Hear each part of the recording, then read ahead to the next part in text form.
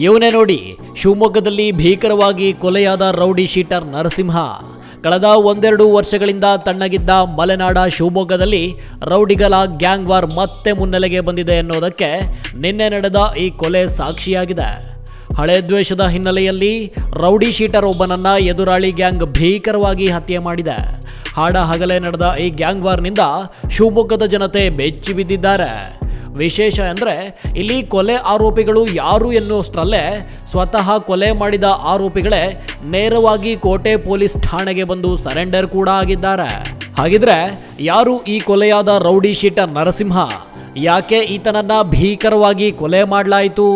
ಇಸ್ಪೀಟ್ ಅಡ್ಡೆಯಲ್ಲಿ ನರಸಿಂಹನ ಮೇಲೆ ಮುಗಿಬಿದ್ದ ಆ ನರಹಂತಕರು ಯಾರು? ಹಂದಿ ಅಣ್ಣಿ ಕೊಲೆಗೂ ಹಾಗೆ ನರಸಿಂಹನ ಕೊಲೆಗೂ ಏನಾದರೂ ಲಿಂಕ್ ಇದೆಯಾ? ನರಸಿಂಹ ಕುಟುಂಬ ಹೇಳಿದ್ದಾದ್ರೂ ಏನು ಅನ್ನೋದನ್ನ ತಿಳಿಬೇಕಾ? ಹಾಗಿದ್ರೆ ಈ ಸ್ಟೋರಿಯನ್ನ ಕೊನೆಯವರೆಗೂ ನೋಡಿ.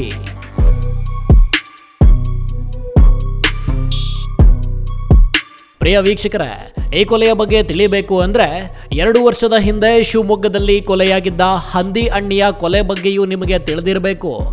ಇಂತಹ ಶಿವಮೊಗ್ಗದಲ್ಲಿ ರೌಡಿಗಳ ನಡುವಿನ ಗ್ಯಾಂಗ್ ವಾರ್ ಇಂದು ನೆನ್ನೆಯದಲ್ಲ. ಹಲವು ದಶಕಗಳಿಂದಲೂ ರೌಡಿಗಳ ನಡುವೆ ಗಲಾಟೆ ನಡೆಯುತ್ತಲೇ ಇವೆ. ಅದರಂತೆ ಹಂದಿ ಅಣ್ಣಿ ಗ್ಯಾಂಗ್ ಹಾಗೂ ಕಾಡಾ ಕಾರ್ತಿಕ್ ಗ್ಯಾಂಗ್ ನಡುವೆ ಆಗಾಗ ಗಲಾಟೆ ಆಗ್ತಾ ಇತ್ತು. ಅದರಂತೆ 2 ವರ್ಷದ ಹಿಂದೆ ಹಂದಿ ಅಣ್ಣಿಯನ್ನ ಭೀಕರವಾಗಿ ಹತ್ಯೆ ಮಾಡಲಾಗಿತ್ತು. ಇದರ ನಂತರ ಹಂದಿ ಅಣ್ಣಿಯ ಸಹಚರನಾಗಿದ್ದ ಅನಿಲ್ ಅಲಿಯಾಸ್ ಅಂಬುವನ್ನ ಕೂಡ ಬಿಡಲ್ಲ, ಆತನನ್ನ ಮುಗಿಸುವುದಾಗಿ ಇದೇ ಇಸ್ಪೀಟ್ ಗ್ಯಾಂಬ್ಲರ್ ನರಸಿಂಹ ಎಲ್ಲೆಡೆ ಹೇಳಿಕೊಂಡು ಓಡಾಡ್ತಿದ್ದಂತೆ. ಇದನ್ನೇ ನೆಪವಾಗಿಟ್ಟುಕೊಂಡ ಅಂಬು ಆ್ಯಂಡ್ ಟೀಮ್ ನರಸಿಂಹನಿಗೆ ಸ್ಕೆಚ್ ಹಾಕಿ ಸರಿಯಾದ ಸಮಯಕ್ಕೆ ಕಾದು ಕೂತಿದ್ರು. ಈ ನರಸಿಂಹನಿಗೆ ಇಸ್ಪೀಟ್ ಆಡೋ ಚಟ ಇದ್ದ ವಿಚಾರ ಅದ್ಹೇಗೋ ಅಂಬು ಆ್ಯಂಡ್ ಟೀಮ್ಗೆ ತಿಳಿದಿತ್ತು. ಜೂನ್ 12ರಂದು ನರಸಿಂಹನಿಗೆ ಮುಹೂರ್ತ ಫಿಕ್ಸ್ ಮಾಡಿದ್ದ ಅಂಬು ಆ್ಯಂಡ್ ಟೀಮ್ ಬೆಳಿಗ್ಗೆಯಿಂದ ನರಸಿಂಹನ ಚಲನವಲನದ ಮೇಲೆ ಹದ್ದಿನ ಕಣ್ಣಿಟ್ಟಿದ್ರು. ಇನ್ನು ಸಂಜೆ 4 ಗಂಟೆ ಸುಮಾರಿಗೆ ಶಿವಮೊಗ್ಗದ ಗಾಂಧಿ ಬಜಾರ್ನ 1ನೇ ಕ್ರಾಸ್ನ ಕರಿದೇವರ ಕೇರಿಯಲ್ಲಿ ರೌಡಿ ಶೀಟರ್ ಇಸ್ಪೀಟ್ ಗ್ಯಾಂಬ್ಲರ್ ನರಸಿಂಹ ಇಸ್ಪೀಟ್ ಆಡಲು ಬಂದಿದ್ದಾನೆ. ಆತ ಒಳಗೆ ಹೋಗ್ತಿದ್ದಂತೆ ಒಳಗೆ ಆಟಕ್ಕೆ ಕೂತವ್ರನ್ನೆಲ್ಲ ಹೊರಗೆ ಕಳಿಸಿ ನರಸಿಂಹನ ಮೇಲೆ ಭೀಕರವಾಗಿ ಮಚ್ಚು ಲಾಂಗುಗಳಿಂದ ದಾಳಿ ನಡೆಸಿದ್ದಾರೆ.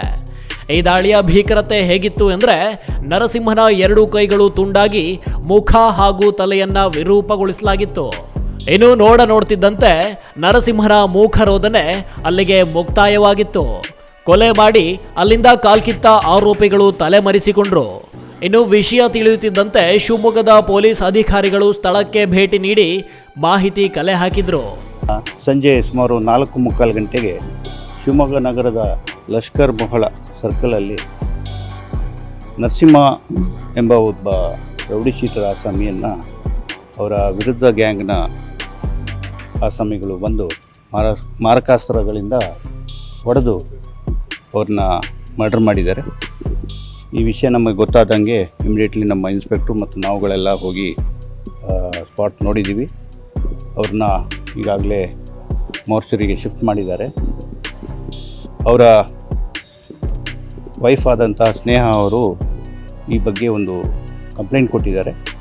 ಕಂಪ್ಲೇಂಟ್ನಲ್ಲಿ ಈಗಾಗಲೇ ಶಿವಮೊಗ್ಗ ನಗರದಲ್ಲಿ ಭಾಳ ವರ್ಷಗಳ ಹಿಂದೆ ರೌಡಿ ಆಸಾಮಿಗಳ ವೈಷಮ್ಯದ ಹಿನ್ನೆಲೆಯಲ್ಲಿ ಅವರ ಅಪೋಸಿಟ್ ಗ್ಯಾಂಗ್ನವರು ಅನ್ಬು ಮತ್ತು ಟೀಮ್ ಅವರು ಸೇರಿಕೊಂಡು ಈ ಒಂದು ದಿವಸ ಅವ್ರಿಗೆ ಮರ್ಡರ್ ಮಾಡಿದ್ದಾರೆ ಅಂತೇಳಿ ಕಂಪ್ಲೇಂಟ್ ಕೊಟ್ಟಿದ್ದಾರೆ. ಕಂಪ್ಲೇಂಟ್ನ ನಾವು ತಗೊಂಡು ತನಿಖೆಯನ್ನು ಪ್ರಾರಂಭಿಸಿದ್ದೀವಿ. 3 ಟೀಮ್ ಮಾಡಿ ಆರೋಪಿಗಳನ್ನ ಪತ್ತೆ ಹಚ್ಚಲಿಕ್ಕೆ ಎಲ್ಲ ಥರದ ಕ್ರಮಗಳನ್ನು ತಗೊಂಡಿದ್ದೀವಿ. ಯಾವುದೇ ಅಹಿತಕರಗಳ ಘಟನೆಗಳು ನಮ್ಮ ನಗರದಲ್ಲಿ ನಡೆಯದಂತೆ ಎಲ್ಲ ಮುಂಜಾಗ್ರತಾ ಕ್ರಮವನ್ನು ತಗೊಂಡಿದ್ದೀವಿ. ಆದಷ್ಟು ಬೇಗ ಆರೋಪಿಗಳನ್ನು ಪತ್ತೆ ಹಚ್ಚಿ ಯಾವುದು ಕಾರಣದಿಂದ ಇದು ಮರ್ಡರ್ ಮಾಡಿದ್ದಾರೆ ಅನ್ನೋದನ್ನು ಪತ್ತೆ ಹಚ್ತೀವಿ. ನರಸಿಂಹ ಅವರು ಭಾಳಷ್ಟು ಪ್ರಕರಣ ದೊಡ್ಡಪೇಟೆ ಠಾಣೆಯಲ್ಲಿ ಇದು ಗ್ಯಾಮ್ಲಿಂಗ್ ಕೇಸಲ್ಲಿ ಸಿಕ್ಕಾಕೊಂಡು ಕೇಸ್ ಸ್ಟಾರ್ಟ್ ಮಾಡಿದ್ದಾರೆ. ಅದೇ ಥರ ಅವ್ರದ್ದು ಕೇಸು ಸುಮಾರು ಬೇರೆ ಬೇರೆ ಠಾಣೆಗಳಲ್ಲಿದೆ. ಅಟೆಂಪ್ಟ್ ಟು ಮರ್ಡರ್ ಕೇಸಸ್ಸು ಇದೆ, ಗ್ಯಾಮ್ಲಿಂಗ್ ಕೇಸಸ್ ಇದೆ, ಗಾಂಜಾ ಕೇಸು ಇದೆ. ಸೊ ವಿವಿಧ ಕೇಸ್ಗಳು ಅವ್ರ ಮೇಲೆ ಇದೆ. ಅವ್ರ ಮೇಲೆ ನಮ್ಮ ತುಂಗನಗರ ಠಾಣೆಯಲ್ಲೂ ಒಂದು ರೌಡಿ ಶೀಟ್ರು ಓಪನ್ ಆಗಿದೆ. ಗ್ಯಾಂಗ್ ವಾರ್ ಇದು ರೌಡಿಸಮ್ ಆ್ಯಕ್ಟಿವಿಟೀಸ್ ಭಾಳ ವರ್ಷಗಳ ಹಿಂದೆ ನಮ್ಮ ನಗರದಲ್ಲೇ ಕೆಲವೊಂದು ಮರ್ಡರ್ ಆಗಿತ್ತು. ಒಂದು ಮರ್ಡರ್ ಆಗಿ ಇನ್ನೊಂದು ಅಪೋಸಿಟ್ ಟೀಮ್ ಅವರ ಸಹಚರನ ಮರ್ಡರ್ ಮಾಡಿದರು. ಆ ಒಂದು ಹಿನ್ನೆಲೆಯಲ್ಲೇ ಆಗಿರ್ತದೆ ಅಂತಲೇ ಕಂಪ್ಲೇಂಟ್ ಕೊಟ್ಟಿರೋದು. ಸೊ ತನಿಖೆಯಲ್ಲಿ ನಮಗೆ ಪೂರ್ಣ ಮಾಹಿತಿ ಗೊತ್ತಾಗುತ್ತೆ.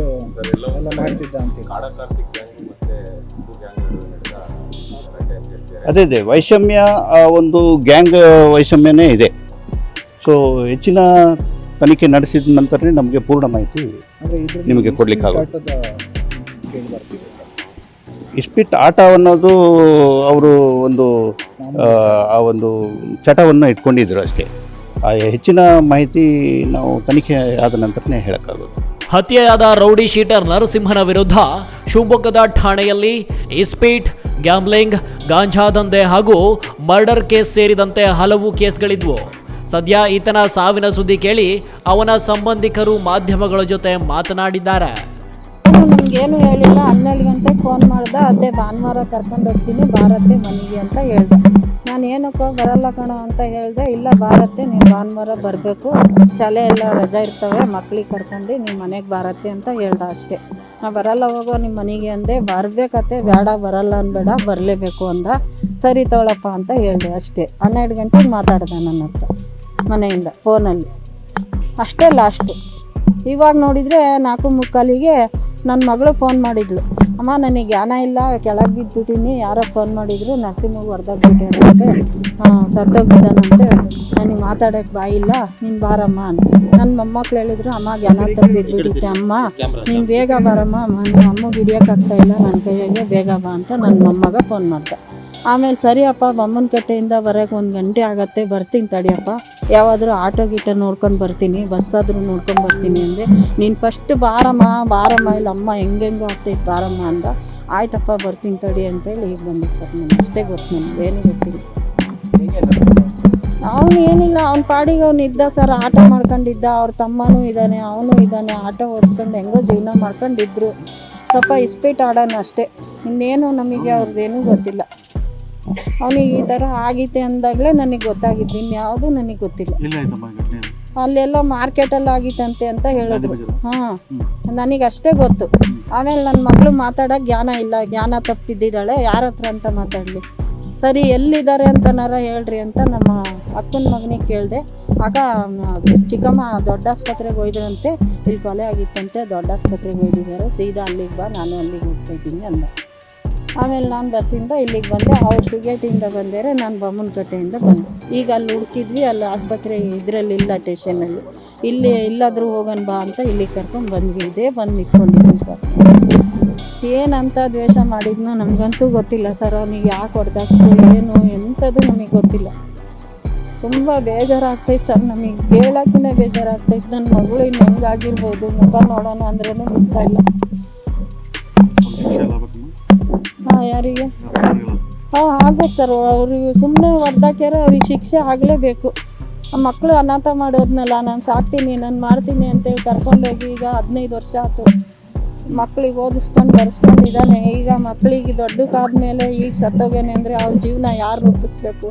ಅವ್ರಿಗೆ ಶಿಕ್ಷೆ ಆಗಲೇಬೇಕು ಸರ್, ಸರಿಯಾದ ಶಿಕ್ಷೆ ಕೊಡ್ರಿ ಅವ್ರಿಗೆ. ಇನ್ನು ಕೊಲೆ ಆರೋಪಿಗಳ ಪತ್ತೆಗೆ ಶಿವಮೊಗ್ಗ ಎಸ್ಪಿ ನಿಖಿಲ್ ಅವರ ಸೂಚನೆ ಮೇರೆಗೆ 3 ವಿಶೇಷ ತಂಡ ರಚಿಸಲಾಗಿತ್ತು. ಇನ್ನೇನು ಈ ಪೊಲೀಸ್ ತಂಡ ಕಾರ್ಯಪ್ರವೃತ್ತರಾಗಬೇಕು ಎನ್ನುವಷ್ಟರಲ್ಲಿ ಆರೋಪಿಗಳೇ ತಪ್ಪೊಪ್ಪಿಕೊಂಡು ಬಂದು ಶಿವಮೊಗ್ಗದ ಕೋಟೆ ಠಾಣೆಗೆ ಹಾಜರಾಗಿದ್ದಾರೆ. ಒಟ್ಟಾರೆ ಹಳೆ ವೈಷಮ್ಯಕ್ಕೆ ಬಿದ್ದು ಬಾಳಿ ಬದುಕಬೇಕಿದ್ದ ಜೀವಗಳು ಬೀದಿ ಹೆಣವಾಗಿ ಮಸಣ ಸೇರ್ತಾ ಇದ್ದಾವೆ. ಇನ್ನೊಂದೆಡೆ ಕಾನೂನಿನ ಕಪಿಮುಷ್ಟಿಯಲ್ಲಿ ಸಿಲುಕಿ ಕಾಲ ಕಳೆಯುವಂತೆ ಆಗಿದೆ. ಒಟ್ಟಾರೆ ಸದಾ ಹಚ್ಚ ಹಸಿರಿನಿಂದ ಕೂಡಿದ್ದ ಮಲೆನಾಡ ಹೆಬ್ಬಾಗಿಲು ಶಿವಮೊಗ್ಗ ಈ ಕೊಲೆಯಿಂದ ಬೆಚ್ಚಿ ಬಿದ್ದಿದ್ದಂತೂ ಸುಳ್ಳಲ್ಲ. News room Kannada medium 24x7.